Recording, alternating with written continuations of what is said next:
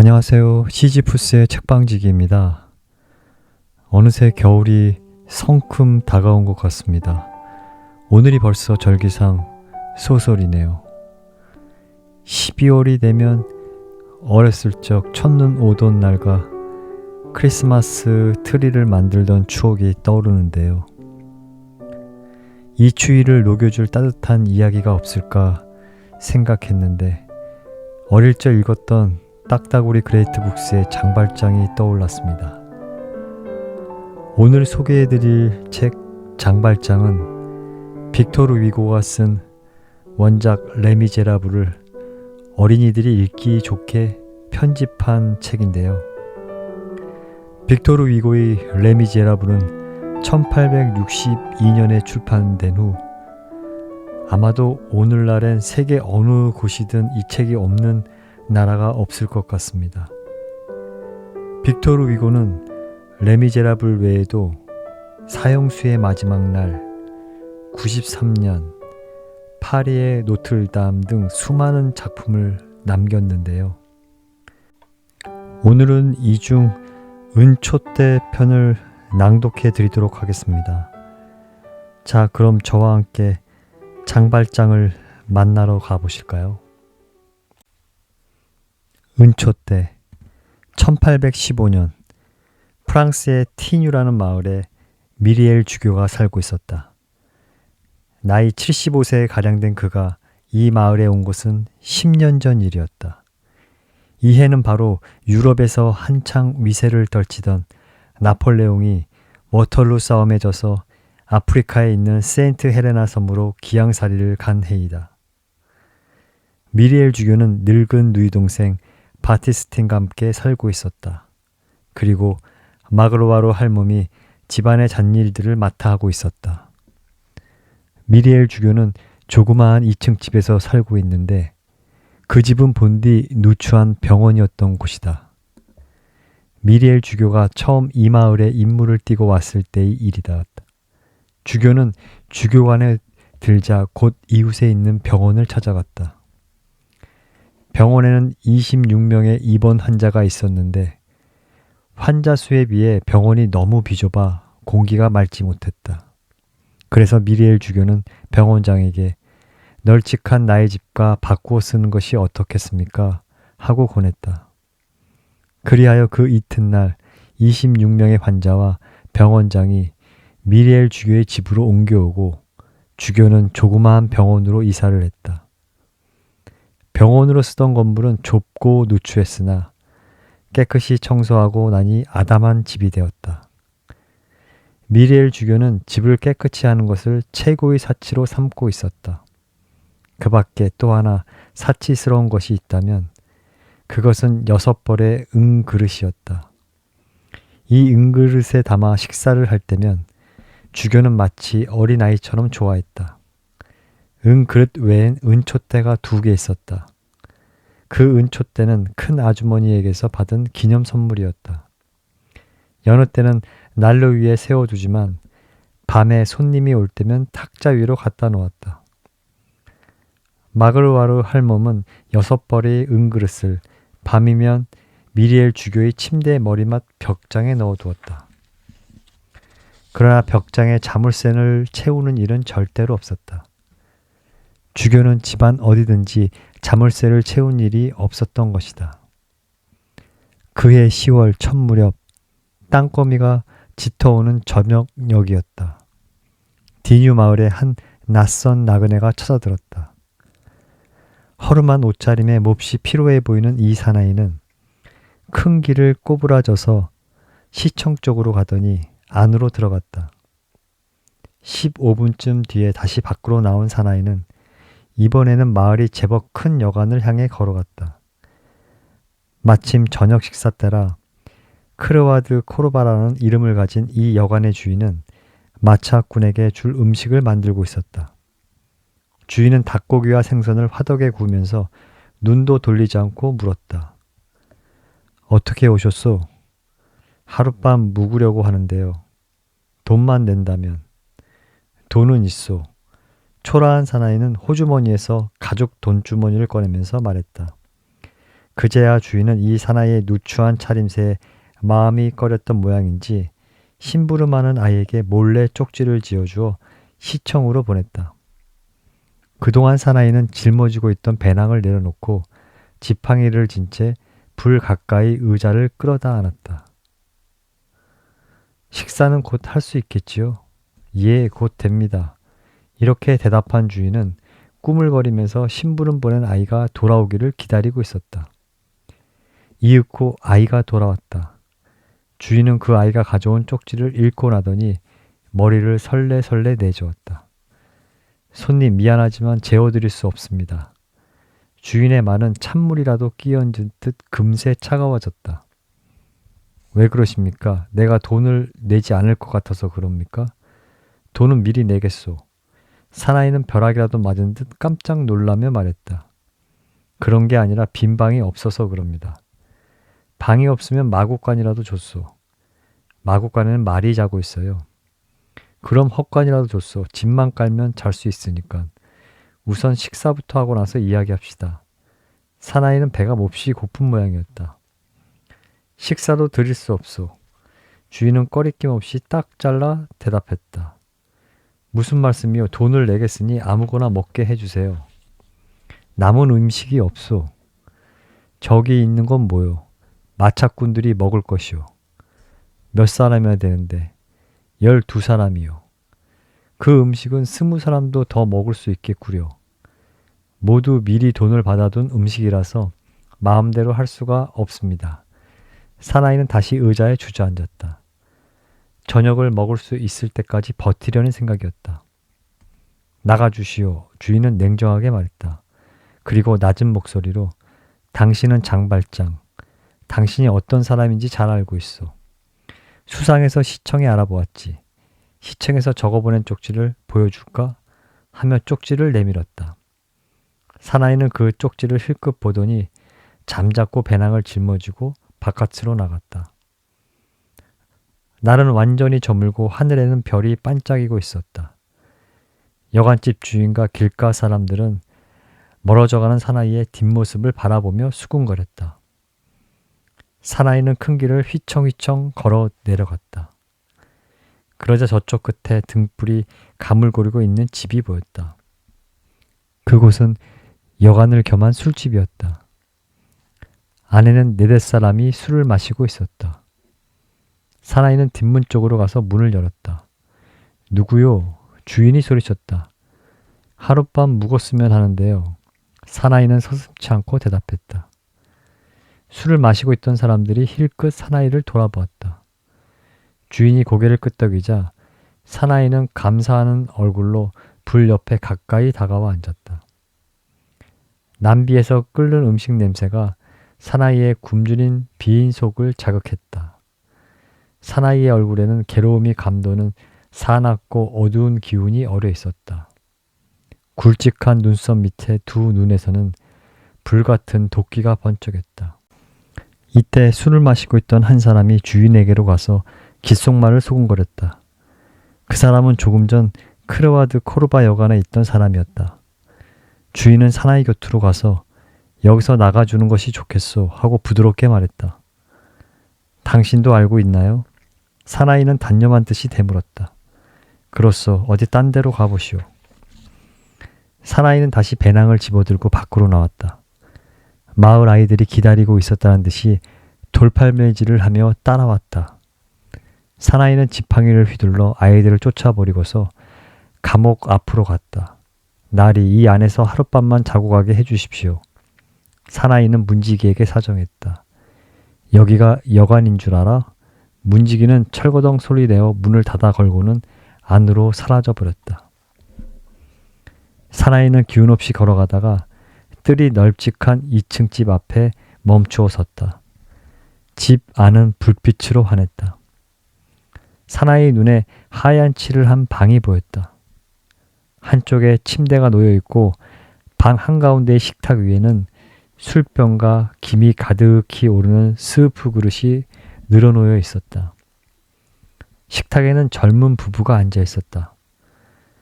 부부는 곁에 앉아 재롱을 부리는 아이들을 바라보며 즐겁게 웃고 있었다. 사나이는 잠시 너기른 사람처럼 들여다보다가 유리창을 가볍게 두드렸다. 여보, 누가 왔나 봐요. 부인이 말했다. 오긴 누가 와. 남편은 자리에서 일어나 램프를 들고 문 앞으로 나왔다. 그리고는 이상한 얼굴로 사나이를 내다보았다. 실례입니다만 돈을 드릴 테니 스프 한 그릇만 먹게 해줄 수 없겠습니까? 그리고 뜰이라도 좋으니 하룻밤 자고 가게 해주십시오. 사나이의 말이 끝나자 주인은 당신은 어떤 분인데 여관으로 가지 않고 하고 물었다. 여관에서는 받아주지 않아서. 주인은 수상한 듯이 사나이의 아래 위를 훑어보았다. 그리고는 당신이 바로 두세 걸음 뒤로 물러서더니 벽에서 총을 집어들었다. 빨리 나가지 못해? 주인은 명령하듯 소리쳤다. 제발 물 한 그릇만이라도 먹게 해주시오. 주인은 들은 척도 않고 문을 쾅 닫아버렸다. 밤은 점점 깊어만 갔다. 알프스 산에서 불어오는 차가운 바람이 사나이의 뺨을 후려치듯 스치고 지나갔다. 사나이는 다시 정처 없이 걷기 시작했다. 어느 집 뜰에 있는 조그만 판잣집을 발견했다. 이곳에서 잔다면 밤 추위는 이겨낼 수 있을 것 같았다. 사나이는 바닥 쪽으로 난 좁은 구멍으로 기어 들어갔다. 지프로 만든 자리가 깔려 있어 안은 따뜻했다. 피곤한 몸을 눕히고 한동안 잠이 들었다. 자다가 어깨에 둘러맨 배낭이 잡아당겨지는 것을 느끼고 놀라 깨어보니 커다란 개가 머리를 안으로 들이밀고서 노려보는 게 아닌가. 그곳은 개집이었던 것이다. 사나이는 지팡이로 개를 쫓아내고 가까스로 밖으로 나왔다. 개까지 나를 푸대접하는군. 사나이는 세상 일이 모두 못마땅한 듯 혼잣말로 중얼거렸다. 사나이는 낯선 마을 길을 발길 닿는 대로 걸어갔다. 그러자 성당 앞이 넓은 강장에 이르러 돌 의자를 발견하고 그곳에 몸을 던지고 누웠다. 이때 나이 지긋한 노부인이 성당에서 나오다가 돌 의자에 누워있는 사나이를 보고 말을 건넸다. 여기서 무얼 하세요? 보시는 바와 같이 자려고 누워있는 거요. 여기서 어떻게 주무시겠어요? 추울 텐데. 나는 19년 동안이나 나무 침대에서 자왔어. 돌 침대라고 못 자겠어. 여간에라도 가지 않고. 돈이 있어야지요. 어쩌나 내겐 사수밖에 없는데. 부인은 주머니에서 돈을 꺼내면서 혼잣말을 했다. 그거라도 주시오. 사나이는 빼앗듯이 돈을 받아들었다. 이것 가지고는 여관으로 갈 수 없을 겁니다. 누가 동정에서 재워주지도 않던가요? 여러 군데 가보았지만 가는 곳마다 쫓겨났소. 부인은 사나이의 팔을 잡아 일으키더니 저기 저 집에도 가보았나요? 하고 건너편에 있는 집을 가리켰다. 저긴 가보지 않았소. 저 집으로 가보세요. 아마 거절하지 않을 겁니다. 그날 밤 미리엘 주교는 8시쯤까지 방에서 글을 쓰고 있었다. 좀 더 계속하고 싶었으나 누이 동생과 마그로와로 할멈이 저녁 식사 준비를 해놓고 기다릴 것을 생각하고는 마지못해 식당으로 갔다. 식당에서는 마그로와로 할멈이 밖에서 들은 이야기를 수다스럽게 늘어놓고 있었다. 그 사나이는 정말 무서운 사람이래요. 굵은 지팡이를 쥐고 제수처럼 무서운 얼굴을 하고 있답니다. 그래서 사람들은 오늘 틀림없이 무슨 일이 일어날 것이라고 수군대고 있었어요. 문을 꼭 걸어 잠가야겠어요. 주교가 들어오자 할멈은 일부러 들으란 듯이 더 큰 소리로 말했다. 그러나 미리엘 주교는 그 이야기에는 귀를 기울이지 않고 난로불을 쬐면서 다른 생각에 잠겨 있는 듯했다. 마그로와로 할멈은 또 같은 이야기를 되풀이했다. 오라버니, 마그로와로 할멈의 이야기를 들으셨어요? 하고 누이 동생 바티스틴이 말했다. 들은 것 같기도 한데. 주교는 인자한 웃음을 띠며 할멈을 돌아보았다. 무서운 일이라도 생겼소? 마그로바루 할멈은 지금까지 한 이야기를 처음부터 다시 또 늘어놓았다. 수상한 사람이 마을에 들어왔대요. 여관에 들려는 걸 주인이 알고 쫓아냈다는군요. 우리 집엔 자물쇠가 걸린 문이 하나도 없으니 어떻게 하지요? 주교님만 허락하신다면 당장 자물쇠 장수를 불러오겠어요. 이때 누군가 문을 두드리는 소리가 났다. 들어오시오. 미리엘 주교는 침착하게 말했다. 낯선 사나이가 문을 열고 들어왔다. 바로 이제 마그로와르 할멈이 이야기하던 그 사나이였다. 사나이는 몹시 지친 듯했다. 누더기 같은 옷에 허름한 배낭을 메고 손에 지팡이를 진 채 우두커니 서 있는 모습은 마치 유령과도 같아 보였다. 마그로와르 할멈과 바티스트는 너무나 무서워 벌벌 떨고만 있었다. 미리엘 주교는 사나이를 조용히 바라봤다. 그리고 무엇인가 물어보려고 하자 사나이 쪽에서 먼저 입을 열었다. 나는 19년을 감옥에서 살아온 장발장이란 사람이요. 나흘 전에 감옥에서 나왔지요. 투울롱에서 나흘 동안 걸어서 여기까지 왔소. 48km를 말입니다. 여간에 묵으려고 했지만 쫓겨나 버렸소. 시청에서 징역을 살고 나온 사람이라는 증거인 노란색 통행증을 내보인 때문이요. 사나이는 여기까지 이야기하고는 잠시 말을 끊었으나 다시 계속했다. 또 다른 여관에도 가보았지만 거기서도 역시 쫓겨났소. 어디를 가나 재워주는 집이란 한 곳도 없었소. 그래서 성당 앞 강장에 있는 돌 의자에서 자려고 누웠더니 어떤 부인이 이리로 가면 재워줄 것이라고 알려주어서 찾아온 것이오. 돈은 가지고 있으니 하룻밤만 재워줄 수 없겠소? 배가 몹시 고프고 피곤해서 견딜 수가 없소. 식사를 한 사람목 더 준비해요. 미리엘 주교는 마그로와르 할멈을 향해 말했다. 사나이는 믿을 수 없다는 표정으로 식탁 가까이 걸어 들어왔다. 보십시오. 이게 내 통행증이요. 이것 때문에 어딜 가나 쫓겨났어. 사나이는 호주머니에서 노란색 카드를 꺼내더니 신부에게 보였다. 여기 이렇게 쓰여 있지요. 장발장, 집을 부수고 도둑질한 죄로 징역 5년, 감옥에서 4번 도망친 죄로 14년, 모두 19년형을 마쳤음. 위험한 인물임.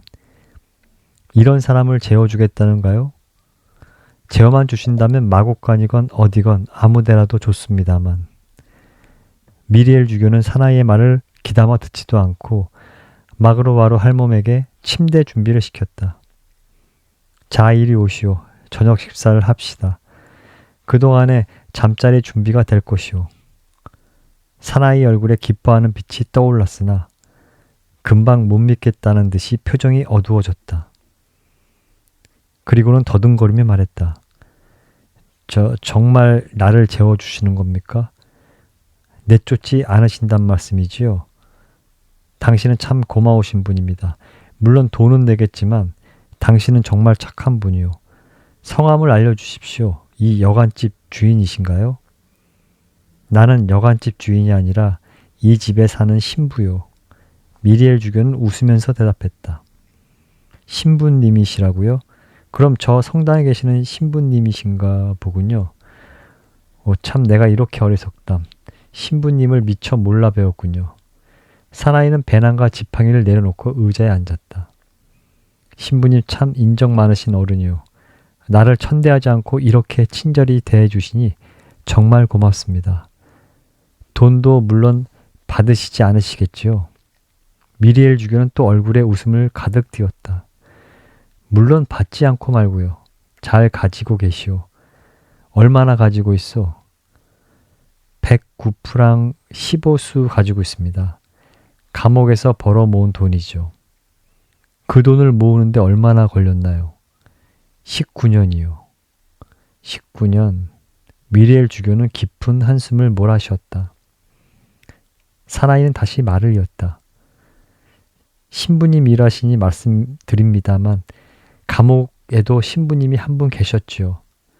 한 번은 마르세유의 주교님이 오신 일도 있었지요. 감옥 안의 교회에서 기도를 드렸는데 뾰족한 금빛 모자를 쓰고 있었습니다.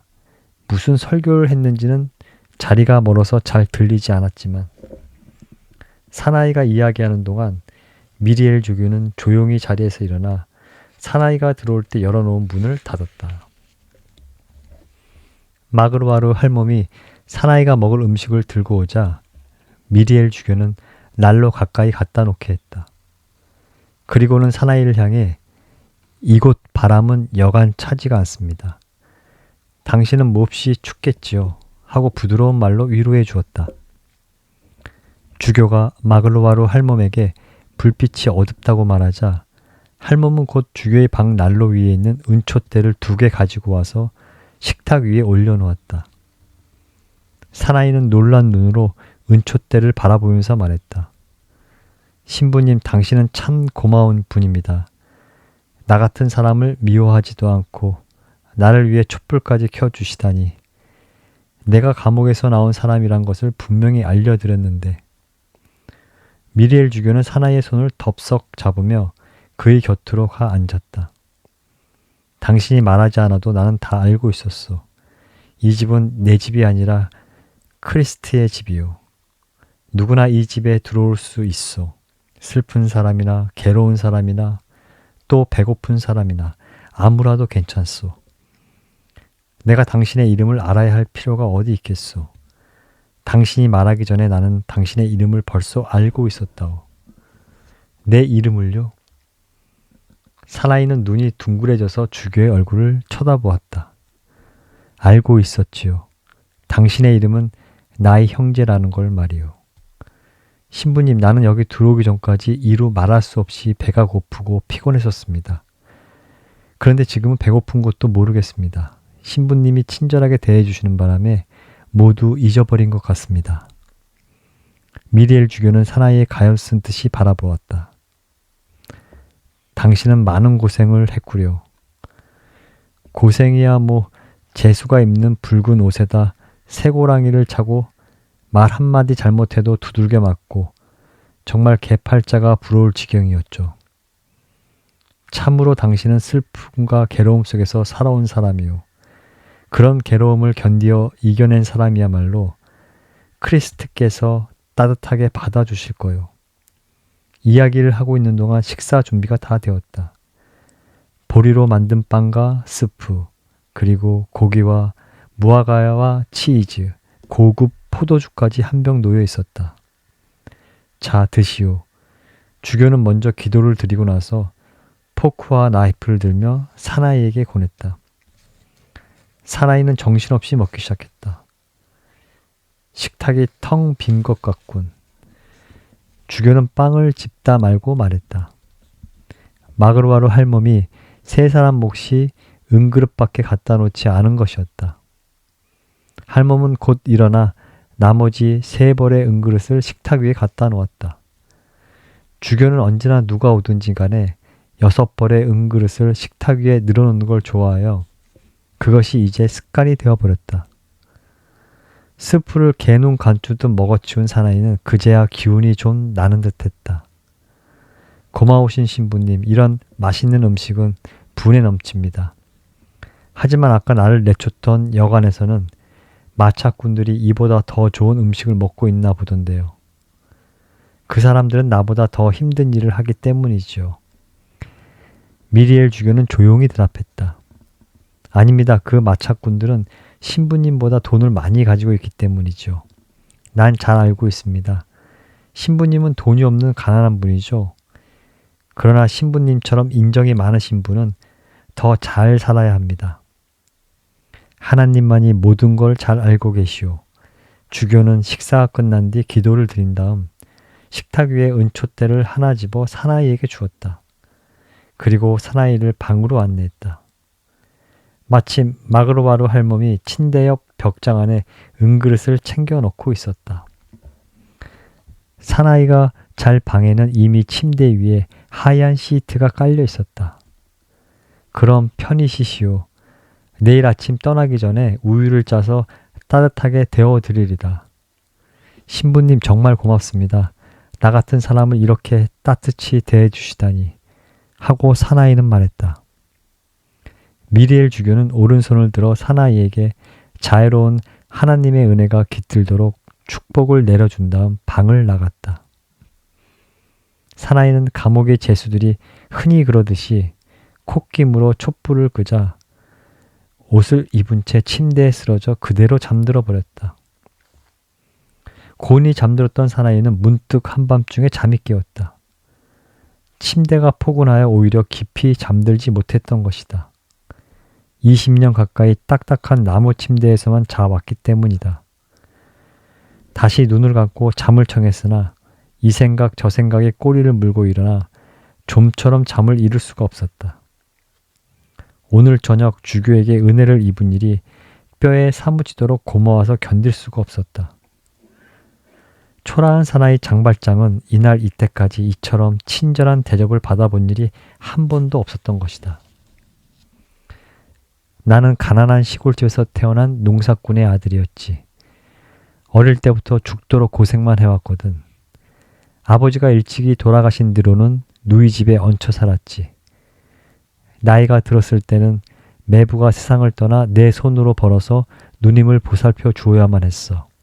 가수원에서 가지를 자른 일은 했지만 품삯이 적어 밥 먹기조차 힘이 들었지. 그러나 겨울이 되면 그 일마저 없어졌어. 그의 겨울은 옹색하게 지내지 않으면 안 되었다. 한 조각의 빵이 없어 7명이나 되는 조카들이 배고파 울고 있었다. 그래서 나는 빵집 유리창을 깨트리고 빵을 훔쳐내고 말았지. 그리고는 곧 잡혔다. 집을 부수고 도둑질을 했다고 해서 징역 5년을 언도받았다. 단 한 조각의 빵 때문에 5년이란 징역살이. 장발장은 침대에 누워 마음 아픈 옛 일들을 이렇게 돌이켜보았다. 이런 옛 생각을 하면 할수록 보이지 않는 검은 그림자가 마음 한구석에 자꾸만 떠올라왔다. 그것은 마그라르 할멈이 식탁에 갖다 놓았던 6벌의 은그릇이었다. 장발장은 그 은그릇이 옆방에서 자는 주교의 침대 벽장에 넣어지는 것을 자기 눈으로 똑똑히 보았다. 오래된 물건이라 팔면 200프랑은 충분히 받을 수 있을 것 같았다. 장발장이 감옥에서 19년 동안 번 돈의 갑절이나 되는 것이다. 장발장은 몇 번이나 고개를 내저으며 몸서리를 쳤다. 시계가 3시를 알렸다. 집 안은 모두 깊이 잠들어 있었다. 장발장은 벌떡 일어나 앉아 잠시 생각에 잠겼다가 가만히 구두를 벗었다. 마룻바닥에 내려선 장발장은 살그머니 방문으로 다가가서 밖을 내다보았다. 달이 구름 속으로 숨어들어 아주 깜깜했다. 모자를 푹 눌러 쓴 그는 배낭에서 창끝같이 뾰족한 새 몽둥이를 꺼내들었다. 그것은 제수들이 탄광에서 일할 때 쓰는 촛대였다. 장발장은 숨을 죽여 고양이처럼 살금살금 미리엘 주교가 잠든 옆 방문 앞으로 가서 섰다. 방문은 잠그지 않은 채였다. 장발장은 조용히 귀를 기울이며 문을 가만히 밀어보았다. 문이 소리 없이 열렸다. 그래서 용기를 내어 이번에는 좀 더 힘있게 밀었다. 삑! 장발장은 깜짝 놀랐다. 몸이 와들와들 떨려왔으며 잡힐 것을 생각하니 등에 식은땀이 주르르 흐르는 것 같았다. 그러나 다행히도 모두들 곤히 잠들어 있어 아무런 일도 일어나지 않았다. 장발장은 조심조심 방 안으로 걸어 들어갔다. 그때 달이 구름 속에서 나와 잠든 미리엘 주교의 얼굴을 희푸르하게 비추었다. 아무런 불안이 없는 듯 평화로이 잠든 그 얼굴에는 마치 자비로운 마음의 웃음이 감돌고 있는 것 같았다. 장발장은 달빛을 피해 선 채 한참 동안이나 꼼짝 않고 서 있었다. 여태까지 이처럼 거룩한 모습의 얼굴은 본 적이 없었기 때문이었다. 장발장은 모자를 벗어들었다. 은촛대를 한쪽 손에 쥐고 잠들어 있는 주교의 얼굴을 한참 노려보았다. 머리카락이 곤두선 장발장의 얼굴은 매우 사나워 보였다. 그 무서운 눈길 아래서도 여전히 평안한 얼굴로 잠들어 있는 주교. 달빛은 난로위 십자가상이 그림자를 희미하니 떠오르게 하고 있었다. 장발장은 다시 모자를 썼다. 그리고 주교 쪽은 보지 않고 재빨리 벽장문을 열었다. 강줄에 담긴 은그릇이 달빛에 비치어 유난히 번쩍거렸다. 조심스레 강주리를 드러낸 장발장은 살금살금 방을 걸어 나와 배낭 속에 은그릇을 집어넣자 서서히 창문을 뛰어넘었다. 그리고 뜰을 가로질러 날쌘 표범과도 같이 담을 넘어 사라져갔다. 다음 날 아침 미리엘 주교가 뜰을 거닐고 있는데 마그로와르 할멈이 허둥지둥 달려왔다. 주교님, 은그릇을 담아두었던 강주리를 못 보셨나요? 보았지 하고 주교는 대답했다. 아이고 고마워라. 난 또 잃어버린 줄 알았지요. 주교는 방금 꽃밭 속에서 그 바구니를 발견했던 것이다. 그는 그것을 마그로와르 할멈에게 내밀었다. 자, 여기 있소. 어머나, 빈 강줄이군요. 은그릇은. 그건 나도 모르겠소. 저를 어쩌나 도둑 맞았구먼. 틀림없이 어젯밤 그 사람이 가져간 거예요. 마그로와르 할멈은 바쁘게 장발장이 잠들었던 방으로 갔다가 되돌아왔다. 주교님, 그 사람은 달아나고 없어요. 은그릇은 도둑 맞았어요. 마그로와르 할멈, 그 은그릇은 우리들의 것이 아니요. 내가 은그릇을 혼자 독차지하고 있었던 건 큰 잘못이었어. 그것은 가난한 사람들의 것이요. 그런데 그 사나이는 가난한 사람임에 틀림없었지 않소. 아이고 참, 그게 무슨 말씀이십니까? 저하고 바티스틴 아씨는 괜찮지만 주교님은 이제 식사를 어떻게 하실 작정이세요? 하고 마그로와르 할멈은 걱정스러운 표정이었다. 아무 그릇이면 어떻소? 왜 그 녹그릇이 있지 않소? 노새는 냄새가 나는걸요. 새 그릇은 어떨까? 마그로와르 할멈은 어이없다는 듯 눈살을 찌푸렸다. 새는 이상한 맛이 난답니다. 그럼 나무 그릇이 좋겠군. 주교는 마그로와르 할멈을 달래는 듯한 목소리로 말했다. 아침 식사 때는 주교의 말대로 나무 그릇을 사용했다. 아침 식사가 막 끝났을 때 문 두드리는 소리가 났다. 문이 열리자 헌병 세 사람이 한 사나이의 목덜미를 잡고 들어왔다. 헌병 가운데 우두머리인 듯한 한 사람이 주교에게 경례를 하며 말했다. 주교님, 저희들은 이 사나이가 도망치듯 달아나기에 수상해서 붙들었습니다. 그런데 은그릇을 가지고 있기에 여기까지 찾아온 것입니다. 하고 헌병은 사나이를 붙잡아온 까닭을 말했다. 잘 왔소. 다시 만나게 되니 반갑소. 그런데 어떻게 된 일이오? 은초 때도 주었는데 그건 가져가지 않았더군. 장발장은 미리엘 주교를 멍하니 바라볼 뿐 아무 말도 하지 못했다. 주교님, 그럼 이 사나이가 말한 대로 은그릇을 주셨단 말씀입니까? 그렇소. 거짓말이 아닙니다. 그러면 그냥 놓아보내도 괜찮겠군요. 물론이지요. 미리엘 주교는 벽난로 위에 있는 은초대를 집어다 장발장에게 주었다. 장발장은 얼빠진 사람처럼 두 손을 내밀어 받았다. 그럼 몸조심해서 잘 가시오. 주교관은 낮이나 밤이나 잠그지 않고 언제나 문이 열려 있다는 걸 잊지 마시오. 그리고는 헌병들 쪽을 향해 말했다. 여러분 수고하셨습니다. 어서들 가 보십시오. 헌병들이 밖으로 나가자 미리엘 주교는 장발장에게로 다가와 낮은 목소리로 말했다. 이 은그릇들을 판 돈은 정직한 사람이 되기 위해 쓰겠다고 내게 약속한 것을 절대로 잊지 마시오. 나의 형제인 장발장, 당신은 이제 나쁜 사람이 아니오. 나는 당신의 넋을 건져 하나님께 드렸습니다. 장발장은 정신 나간 사람처럼 허둥지둥 밖으로 나왔다. 그의 발길은 한참 후 거리를 벗어났다. 그리고는 자꾸만 같은 자리를 빙빙 돌고 있는 것도 모르는 채 무턱대고 들길을 걸었다. 장발장은 어제와는 전혀 다른 기분에 사로잡혀 있었다. 슬픈 것도 같고 부끄러운 것도 같은 복잡한 생각이 머릿속을 맴돌았다. 이렇게 마음이 괴로운 줄 알았더라면 차라리 현병에게 잡혀 옥살이를 하는 것이 더 나았으리라는 생각까지 들었다. 장발장은 저녁해가 기울어가는 쓸쓸한 들판에 앉아 생각에 잠겨 있었다.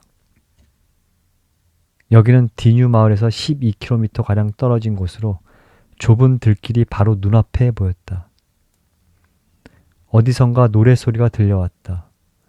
10살가량 된 소년이 노래를 부르며 이쪽으로 오고 있었다.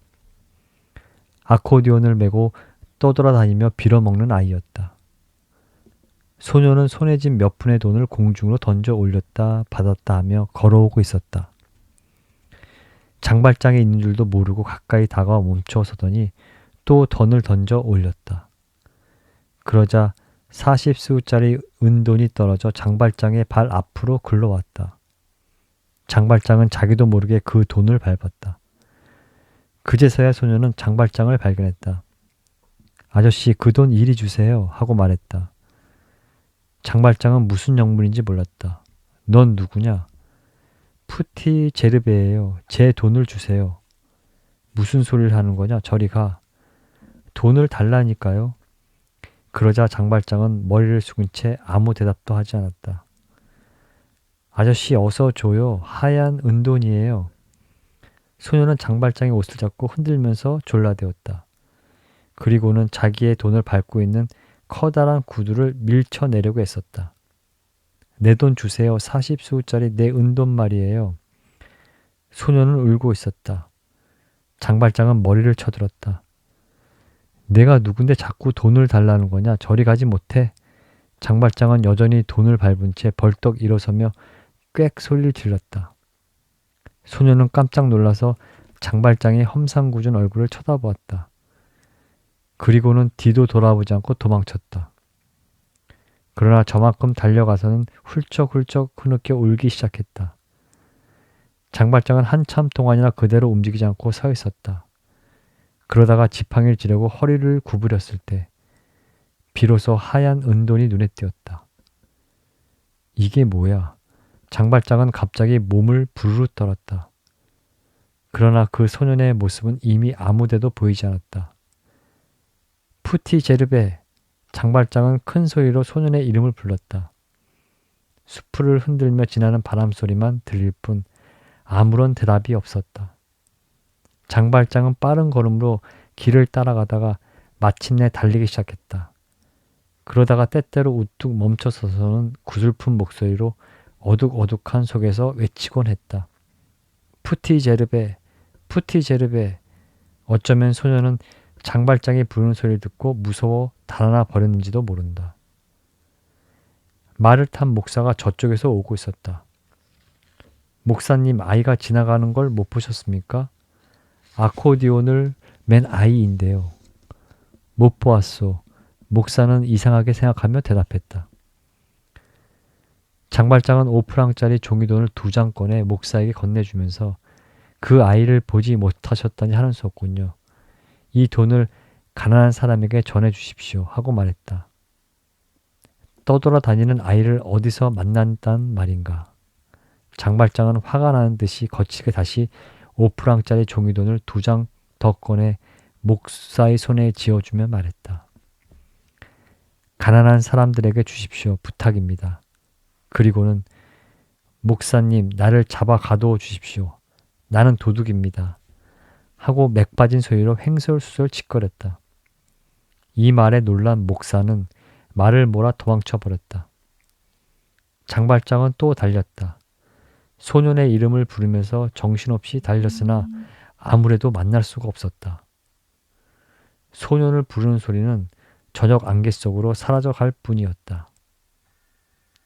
장발장은 길가 바위 위에 털썩 주저앉아 무릎에 얼굴을 파묻었다. 그리고는 머리칼을 움켜쥐고 탄식했다. 아, 나는 가엾은 사람이다. 눈물이 주르르 흘러내렸다. 옥살이 19년 동안 한 번도 눈물을 흘려본 일이 없는 장발장이었다. 장발장은 한참 동안 흐느껴 울었다.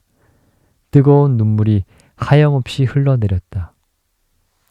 미리엘 주교의 마지막 말이 귀에 생생하게 되살아났다. 얼마 동안이나 울었는지, 그리고 울고 나서 그가 무슨 일을 했는지 그것은 아무도 모른다. 다만 한 가지 분명한 것은 그날 밤이 새기 전 새벽 3시 무렵 어느 마차꾼이 디뉴 마을에 도착하여 성당 앞에 있는 넓은 광장을 지나갈 때 한 사나이가 길바닥에 무릎을 꿇고 앉아 미리엘 주교의 집 쪽을 향해 기도하고 있는 모습을 보았다는 것 뿐이었다.